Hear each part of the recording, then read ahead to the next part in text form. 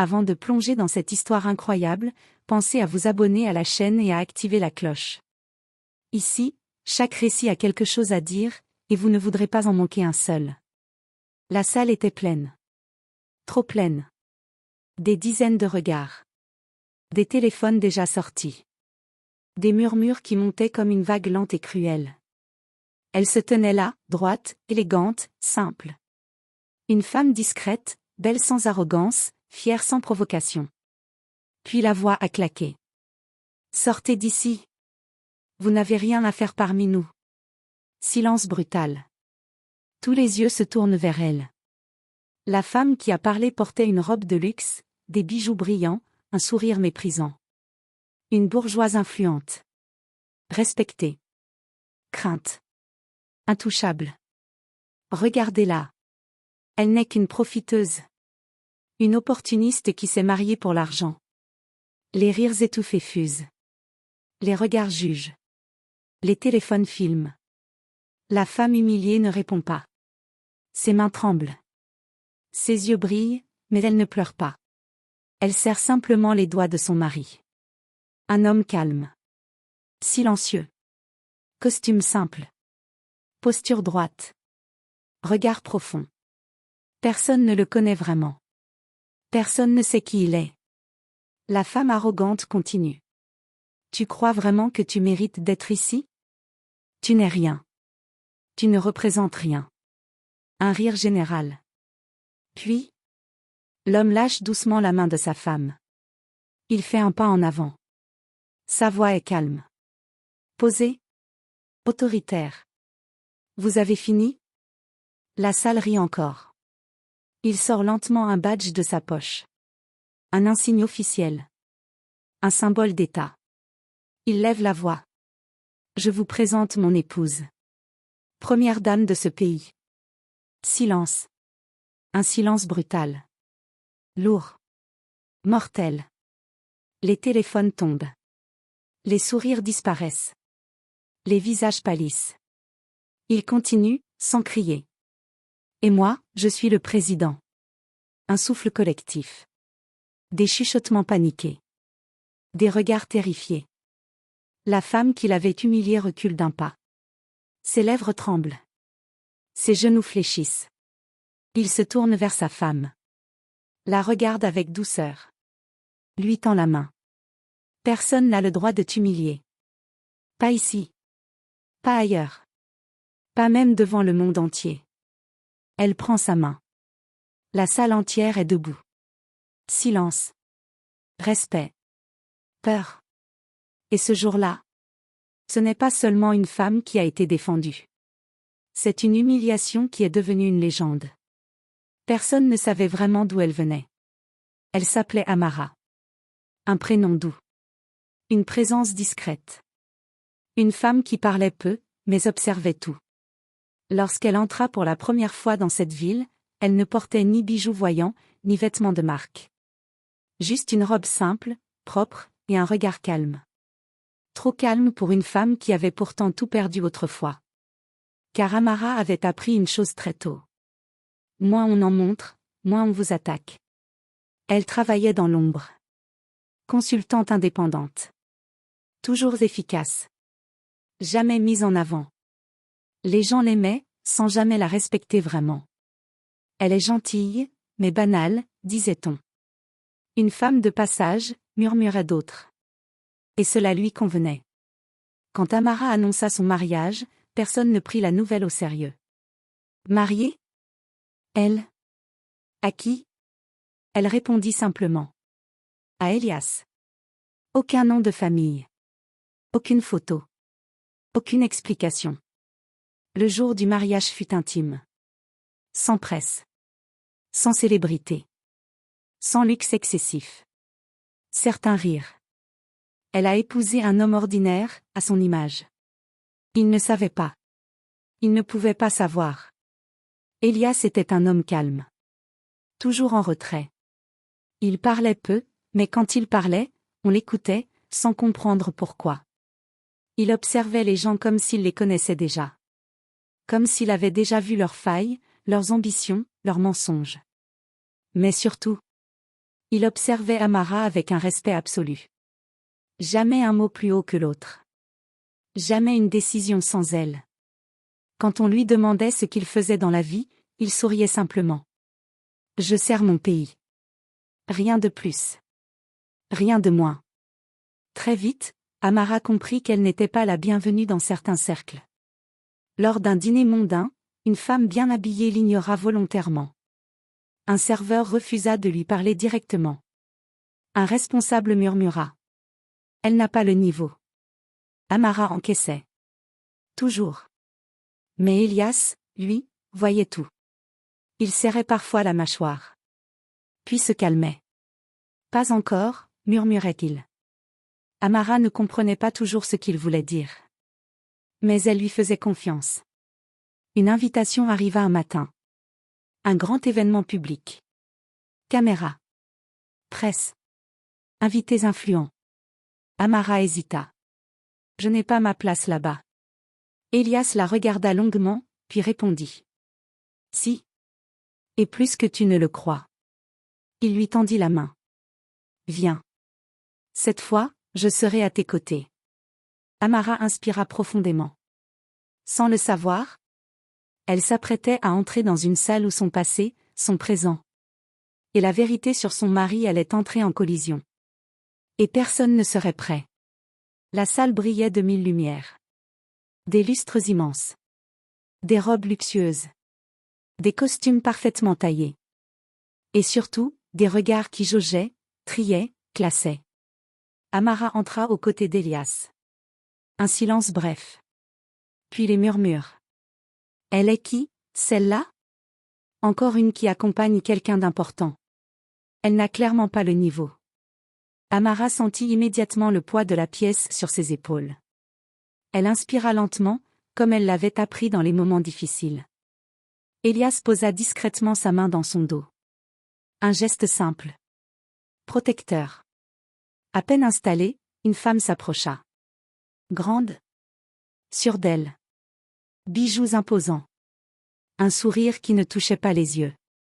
Vous êtes, demanda-t-elle à Amara, sans la saluer. Amara. Un haussement de sourcils.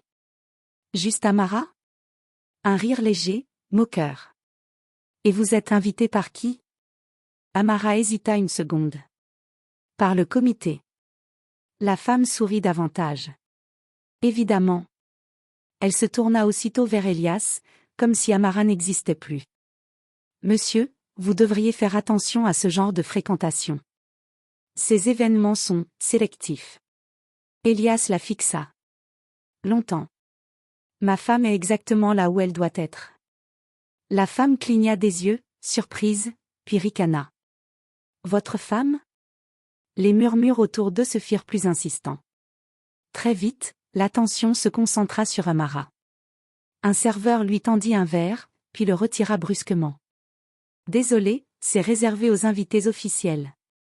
Un éclat de rire fusa. Quelqu'un filma. Amara sentit la chaleur lui monter au visage. Elle voulut parler. Puis se tut. Elle refusait de supplier. La femme élégante revint à la charge, plus forte, plus cruelle. Vous savez, ce genre de soirée n'est pas fait pour les femmes comme vous. Elle balaya Amara du regard. Vous devriez partir avant de vous ridiculiser davantage. Silence. Tous attendaient une réaction. Une larme. Un cri. Une fuite. Mais Amara resta droite. Les poings serrés. Le regard fixé devant elle. Elias sentit sa colère monter. Il murmura. Encore une seconde. La femme leva la voix. Sécurité. 2 agents s'approchèrent. Cette femme n'a rien à faire ici. Faites-la sortir. Un flash crépita. Un téléphone s'approcha de son visage. Regardez-la. Dit quelqu'un. Quelle honte. Amara sentit quelque chose se briser en elle. Pas sa dignité. Mais sa patience. Elle tourna lentement la tête vers Elias. Je veux partir. Il la regarda. Puis sourit doucement. Un sourire calme. Presque dangereux. Non. Il fit un pas en avant. La tempête venait de commencer. Les agents de sécurité s'arrêtèrent net. Ils venaient d'entendre ce « non ». Calme. Ferme. Impossible à ignorer. Elias se plaça légèrement devant Amara. Pas de geste brusque. Pas de colère visible. Juste une autorité naturelle qui fit hésiter tout le monde. « Monsieur, veuillez coopérer », dit l'un des agents. Elias tourna lentement la tête vers lui. « Qui vous a donné l'ordre ? » ?»« Madame. » répondit l'agent en désignant la femme élégante. Elias hocha la tête. « Alors cet ordre est invalide. » Un silence lourd tomba sur la salle. La femme élégante éclata de rire. « Invalide ? Vous plaisantez ? » Elle leva la voix pour que tout le monde entende. « Cet événement est sous haute autorité. Vous n'êtes personne ici. » Les invités acquiesçaient. Certains souriaient. D'autres filmaient encore. Mais quelque chose avait changé. Un homme au fond de la salle se figea. Costume sombre. Oreillette discrète. Il regardait Elias, avec inquiétude. Puis un autre. Puis un troisième. Des hommes qui ne riaient pas. Qui ne parlaient pas. Qui observaient. Amara sentit la main d'Elias se refermer sur la sienne. « Regarde bien leur visage, murmura-t-il. Ce sont eux qui commencent à comprendre. » La femme élégante, elle, continuait. « Sortez-les. Maintenant. » Un agent de sécurité approcha encore, puis s'arrêta. « Monsieur, votre nom ?» Elias le fixa. « Vous n'êtes pas autorisé à me poser cette question ici. » L'agent déglutit. « Vous ressemblez à quelqu'un. » Un murmure parcourut la salle. « Il a dit quoi ? À qui ? C'est impossible. » La femme élégante perdit patience. « Assez. Faites votre travail. » Mais plus personne ne bougeait. Les caméras tremblaient légèrement. Les rires avaient disparu. Un homme important s'approcha discrètement d'Elias. Très bas. « Monsieur, est-ce vraiment vous ? » Elias ne répondit pas. Il sortit lentement son téléphone. Pas pour appeler. Juste pour montrer l'écran. L'homme pâlit. Il recula d'un pas. Puis deux. Puis baissa la tête. Ce geste n'était pas destiné au public. Mais quelqu'un filma. La femme élégante sentit quelque chose lui échapper. « Qu'est-ce que vous manigancez ?» cria-t-elle. Elias se tourna enfin vers elle. Son regard était froid. « Vous avez voulu un spectacle. » Il se tourna vers Amara. « Tu vas la voir. » La salle retenait son souffle. La vérité n'était plus qu'à un pas. Le maître de cérémonie venait de monter sur l'estrade. Micro en main. Sourire crispé. Regard inquiet. Il avait reçu un message. Un seul. 3 mots. Stoppez tout. Maintenant. Il tapa légèrement sur le micro. Mesdames et messieurs, une courte pause, s'il vous plaît. Les conversations cessèrent aussitôt. Elias avança d'un pas. Puis deux. Chaque mouvement semblait ralentir le temps. Les agents de sécurité se redressèrent. Oreillettes actives. Regard tendu. La femme élégante sentit la sueur perler sur sa nuque. « Qu'est-ce que vous faites ?» siffla-t-elle. Personne ne lui répondit. Un homme en uniforme discret rentra dans la salle. Puis un autre. Puis encore 2. Pas de bruit. Pas de précipitation. Un protocole présidentiel. Certains invités se levèrent instinctivement. D'autres reculèrent. Les téléphones tremblaient.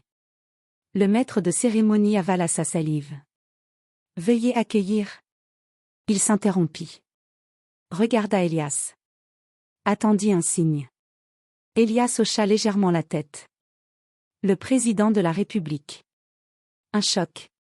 La salle explosa de murmures étouffés. Non. C'est impossible. Pourquoi ici ?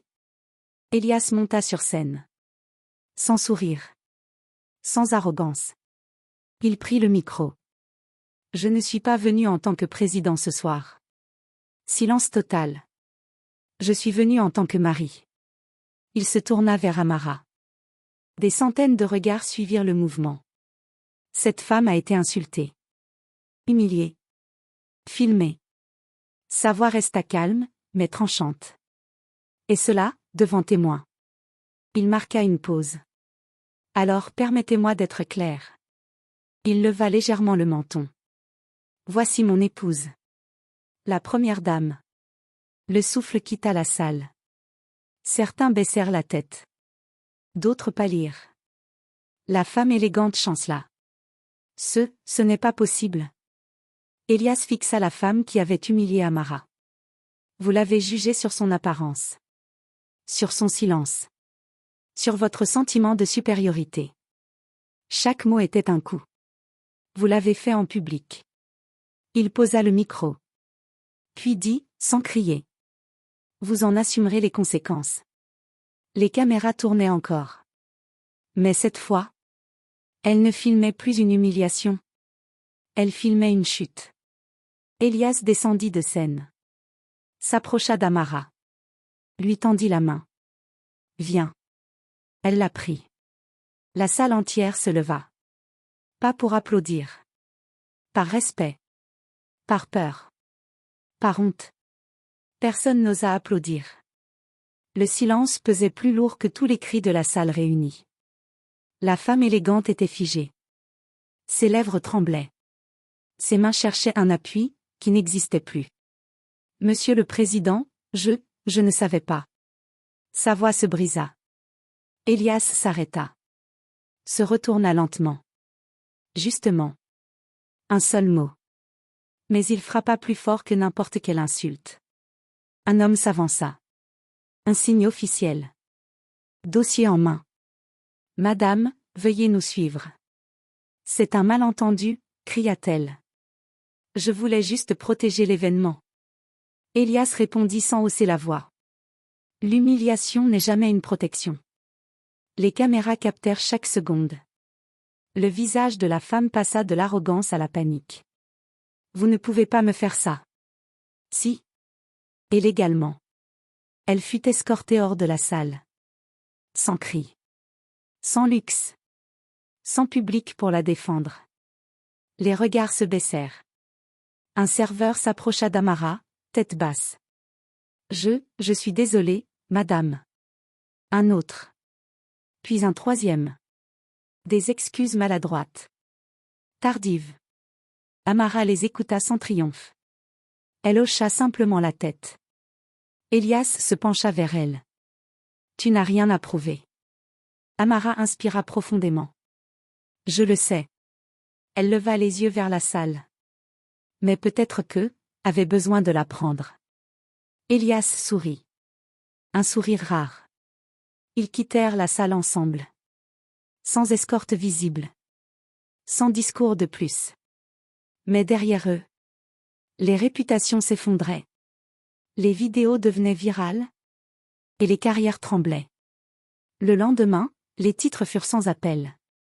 Humiliée en public, la première dame défendue par le président. Une soirée mondaine tourne au scandale national. Mais Amara, elle, dormait paisiblement. Car elle avait compris une vérité essentielle. La dignité n'a pas besoin de bruit. La justice, parfois, en fait beaucoup.